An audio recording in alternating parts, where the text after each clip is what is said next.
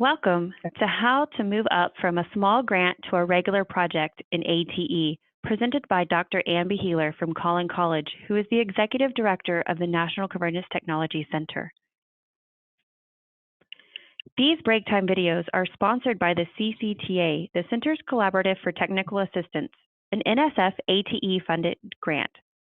CCTA's original purpose was to respond to a request from the Department of Labor, DOL, to the NSF to have ATE centers provide technical assistance services to DOL TACT grantees. And now that TACT grants are over, we are focusing strictly on helping NSF grantees and proposal writers. Our deliverables are to provide technical assistance webinars, workshops, and best practice documents. Thank you, Christina. This break time video is going to focus on 15 tips for moving up from a small project grant to a regular project in ATE. The content of this webinar actually came from Dr. Liz Tellett, but she is actually retired from the National Science Foundation, and therefore I am presenting it so that we can have this webinar for us to use. Now, when you have, this is assuming that you already have a small grant and that you're well along into that grant and have something to show for the money that National Science Foundation has invested in your college or your project up to this point. Be sure to remember that the focus of ATE is on two-year colleges, technician education, not transfer, and on industry and education partners. Why do you want to pursue a regular project after you've had your smaller new to ATE grant? Well, first of all, you're going to build on your success with that project to pursue expanded efforts or maybe even different efforts at your college. It's much easier to write a full project grant after you have been successful on your first small and new to ATE grant. It's also important that you use your knowledge that you learned in writing your original grant in creating your new grant proposal. Currently, the maximum for a project is $600,000, and that's at least double the amount that you had for your smaller project. Again, the guidance is coming from the guru, Dr. Elizabeth Tellett, Program Officer Emeritus from the National Science Foundation, is one of two program officers who actually established the entire ATE program. She knows what she speaks about here. So pay really close attention to these 15 tips. I will be adding a little bit of explanation on some of them as we go, but essentially this is her content, and I want to give her credit for that. So on these 15 tips, we start, really, I'm going to start with item number 0. You need to have a really good idea. The idea does not have to be totally innovative. It can still be an adaptation from something that someone else has already done, but you really need to have a really good idea. And what it cannot be is something that is just a continuation of your small project. Now, you can build on the small project, but you can't just say, continue doing the same things and expect to suddenly get $600,000 instead of the lesser amount that you got before. Tip number 1 is that the results of your prior support do matter, and your prior support is your small new to ATE grant. You had intellectual merit items, you had broader impact items, you had goals, activities, deliverables specified in that grant, and you must be sure that when you talk about prior support, that you talk about what your grant has accomplished, not just what you were going to accomplish. I will say that is a fatal flaw. If you say we're still going to do these things and don't show any results, it's probably not going to help your proposal review very well. It's also very important to look at the very most current program solicitation for the ATE program very carefully. These solicitations change from time to time, and you need to make sure exactly what is allowed in the current solicitation and what the requirements are. It's also a very good idea, in my opinion, to outline the program solicitation and then go back through and read it again to see what you might have missed. Be sure to follow the rules. Further, pay attention to the latest version of the Proposal and Award Policies and Procedures Guide, the PAPPG. There's a new version of that that comes out every January. The current version is NSF number 19-1, and you can find it on the NSF website. Be sure to look at that. There's a section on pre-award, how you put the proposal together, and there's also a section on how you run the proposal once it becomes a real grant. Especially pay attention to the formatting that is there.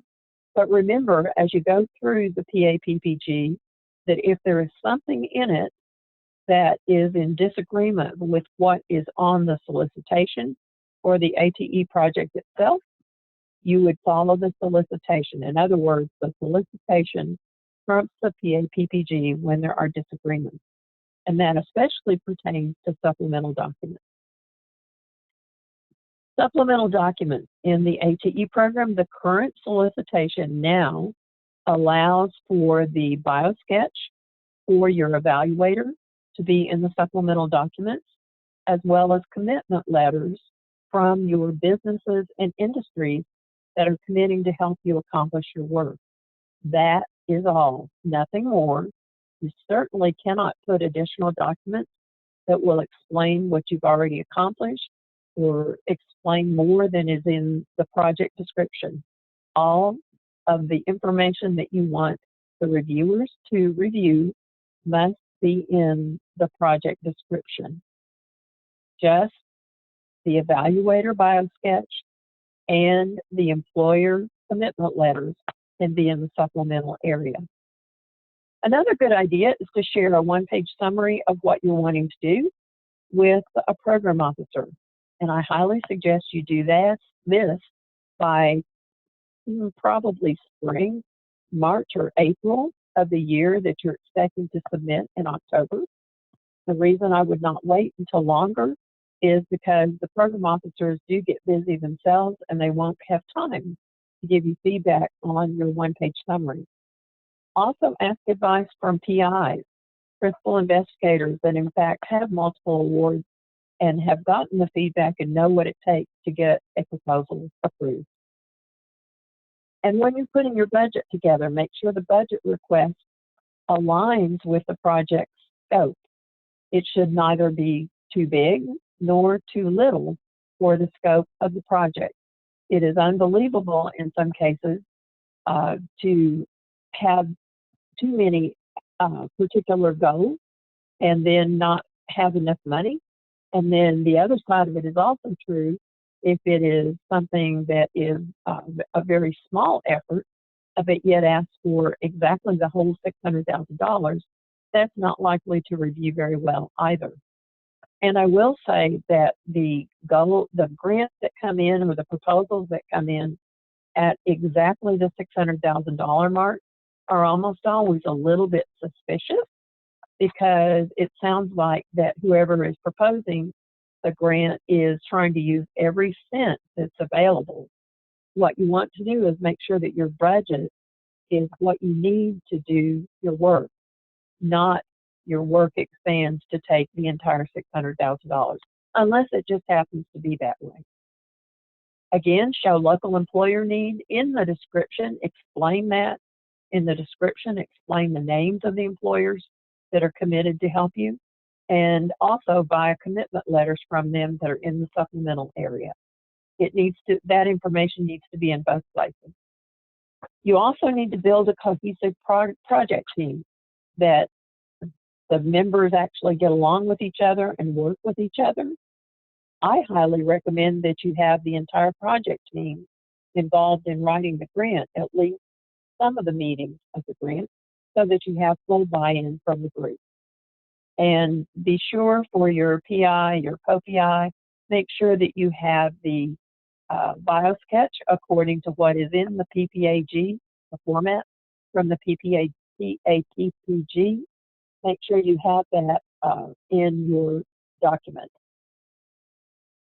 And then build effective partnerships. It's important to have partners. If you're doing a $600,000 grant, it's very possible that you might want another college involved.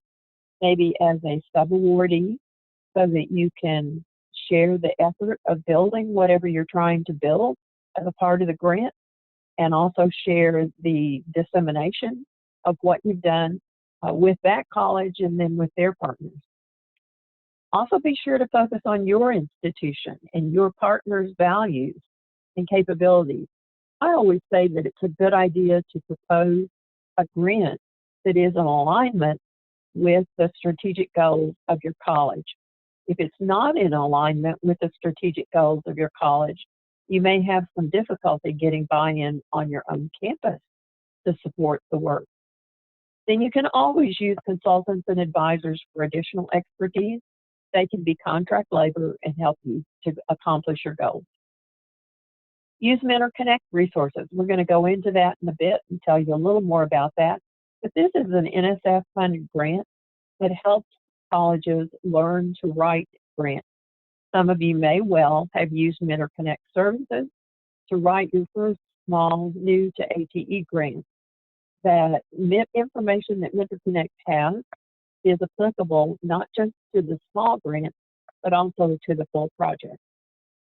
It's also a good idea to work with an evaluator, and work with an evaluator when you are writing your grant.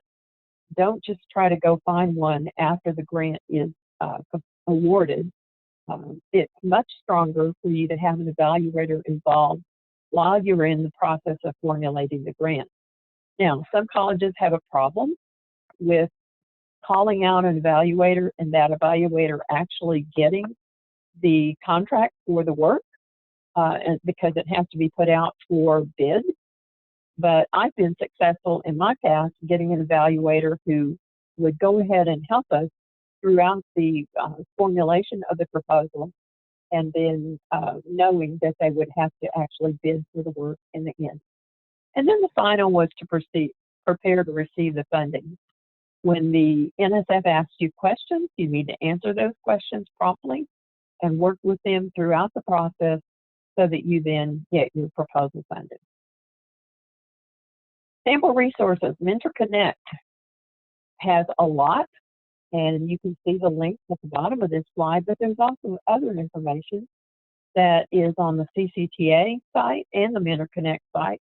Budget and budget justification information, forms, evaluation of small projects, NSF advice on financial management, FAQs. There's a help desk at Mentor Connect, and I believe they will help you regardless of whether you've been a Mentor Connect person or not. At least they'll help in terms of answering some number of questions. They have a searchable library for resources, lots of tutorials, and a glossary of acronyms. So be sure to note the Mentor Connect website and be sure to check that out. CCTA resources. We also have one-page best practice write-ups on a number of subjects. We have recorded webinars in PowerPoint and Q&A sessions with program officers. I will comment that we have Q&A sessions from 2 different years. You'll want to use the very latest year so that you will get the latest information. But even then, know that the solicitation trumps whatever is in our webinars. And again, for the information that you need from CCTA, you may email me because it's currently in the process of being updated on our website. Here's the contact again for me and also for Mentor Connect. And I thank you for taking your break to listen to this webinar. Good luck in your proposal.